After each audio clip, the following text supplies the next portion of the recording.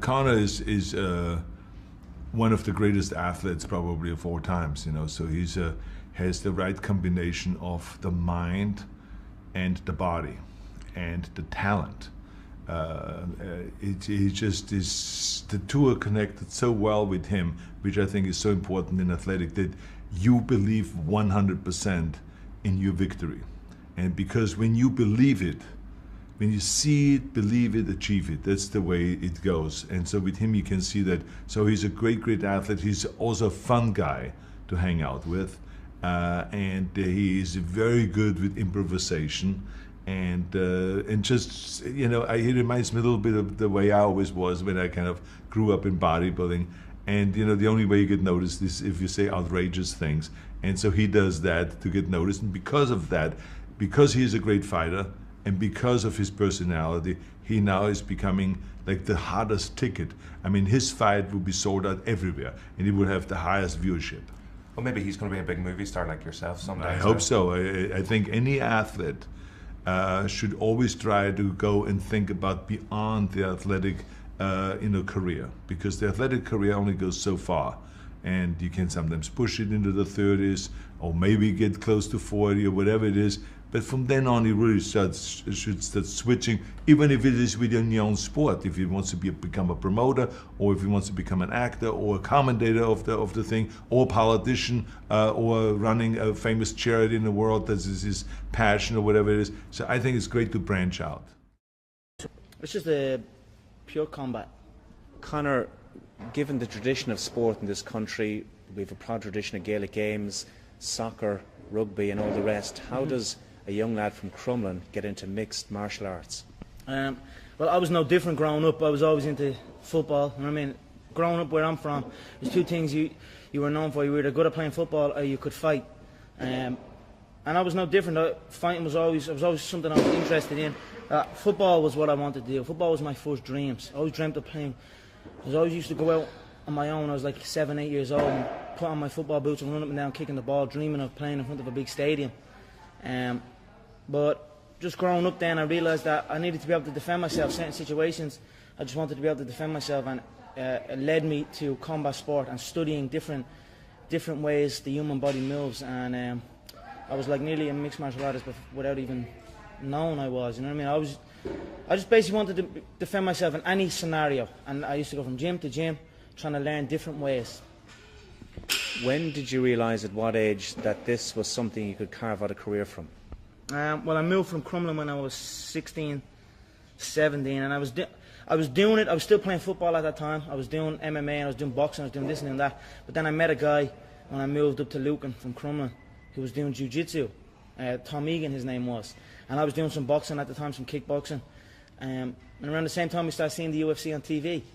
And we just, every day in school, we'd talk about it. He'd show me some jiu-jitsu stuff. We'd be mess fighting in the class. I'd be showing him some boxing. He'd show me some submission moves. Eventually then I used to go up and stay up in his house up in Kildare.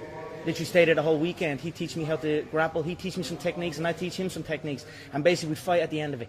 Two little 16-year-old kids out the back of his shed, the concrete floor. And basically punched the head off each other, really. And then that was that, you know. And that was my first obsession with it, you know. And I thought, like, I still didn't think I could do it. I was just kind of still in my thoughts was self-defense. I just wanted to be able to defend myself in any situation. Then he met my coach John Kavanagh, my coach today, John Kavanagh, and found out that he had a proper gym. He also ran shows where you could actually compete properly.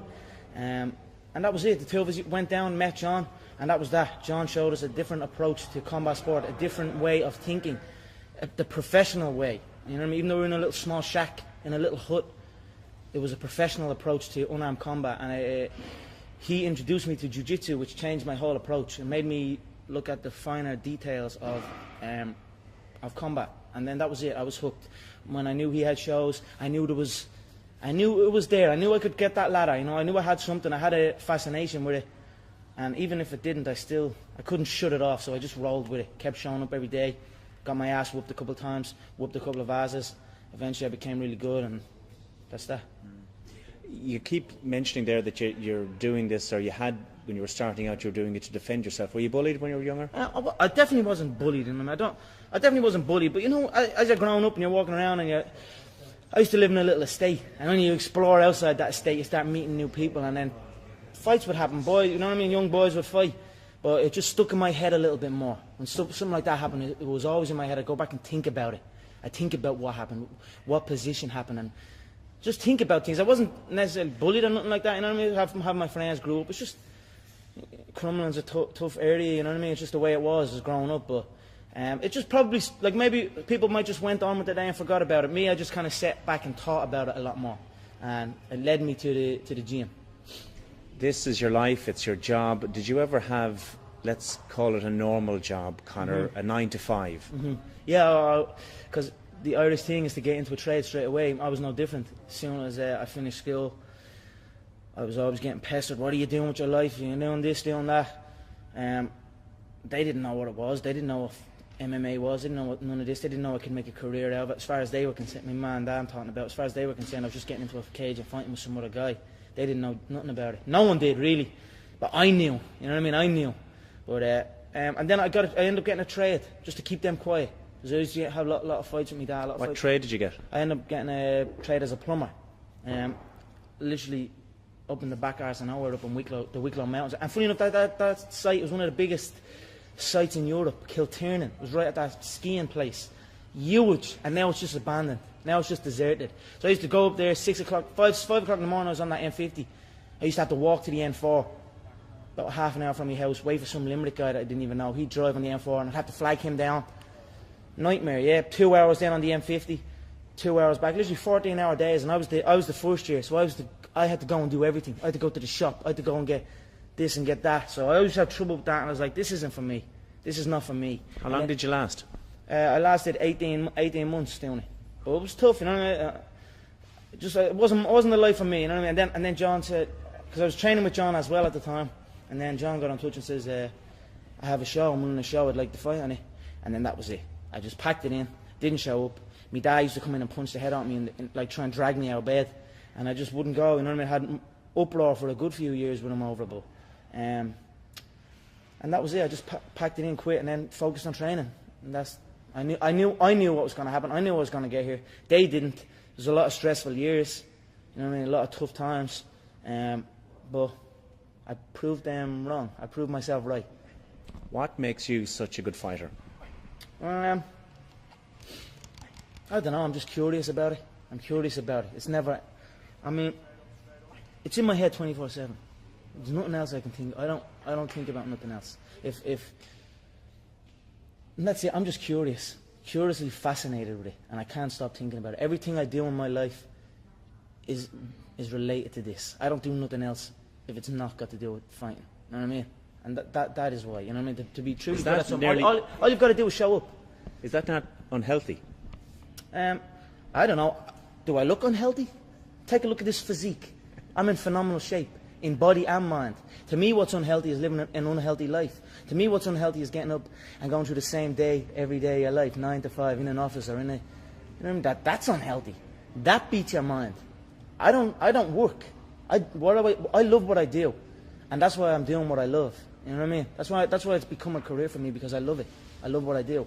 So I don't think it's unhealthy. I feel good in my mind. I mean, it's my life. What has the last 6-7 months been like for you, Conor? A lot different. You know what I mean? Get a lot more spotlight is on now. I'm no different. I don't do nothing any different. I still come to the gym. There's people trying to get me to do this and get me to do that. But I know that in order to be successful at this game, it needs to be 24/7. I need to be living in this gym. And that's since this new facility, SBG Concord, has opened up. The setup now is I come here at 1, 2 o'clock in the day, and I'm here till 3.